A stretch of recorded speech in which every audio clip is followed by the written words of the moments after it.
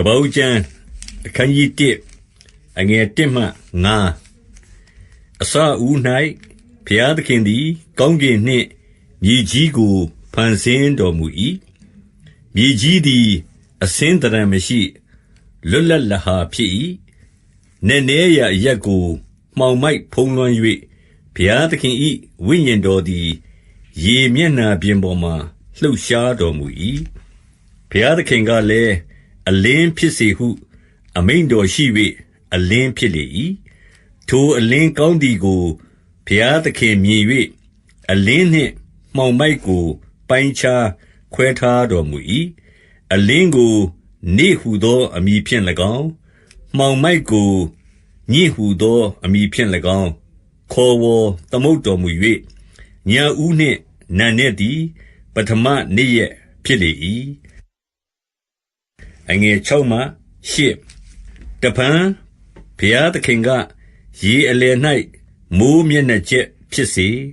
ရေနှင့်ရေချင်းခြားနားစေဟုအမိန့်တော်ရှိသဖြင့်မိုးမျက်နှာကျက်ကိုဘုရားသခင်ဖန်ဆင်းတော်မူ၍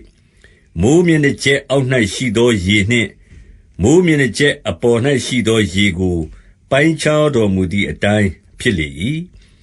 မိုးမျက်နှာကျက်ကိုလည်းမိုးကောင်းကင်ဟုသောအမည်ဖြင့်ဘုရားသခင်ခေါ်ဝေါ်သမုတ်တော်မူ၍ညဦးနှင့်နံနက်သည်ဒုတိယနေ့ရက်ဖြစ်လေ၏အငယ်9မှ15တဖန်ဘုရားသခင်ကမိုးကောင်းကင်အောက်၌ရှိသောရေစုဝေးစေကုန်းပေါ်စေဟုအမိန့်တော်ရှိသည့်အတိုင်းဖြစ်လေ၏ကုန်းကိုမြေဟုသောအမည်ဖြင့်၎င်းရေစုဝေးရာကိုပင်လယ်ဟုသောအမည်ဖြင့်၎င်းဘုရားသခင်ခေါ်ဝေါ်သမုတ်တော်မူ၍ထိုအမှုအရာကောင်းသည်ကိုဘုရားသခင်မြင်တော်မူ၏တဖန်ဘုရားသခင်ကမြေသည်မြက်ပင်ကို၎င်းစပါးတီးကိုဖြစ်စေသောစပါးပင်ကို၎င်းမြေပေါ်မှမျိုးစေ့ပါလျက်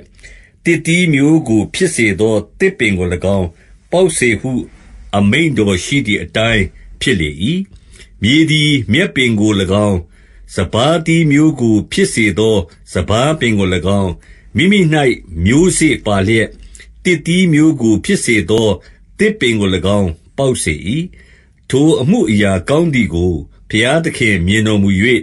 ညဦးနှင့်နံနက်သည်တတိယနေ့ရက်ဖြစ်လေ၏တဖန်ဘုရားသခင်ကနေ့နေ့ညဉ့်ကိုပိုင်းခြားစေခြင်းငှါ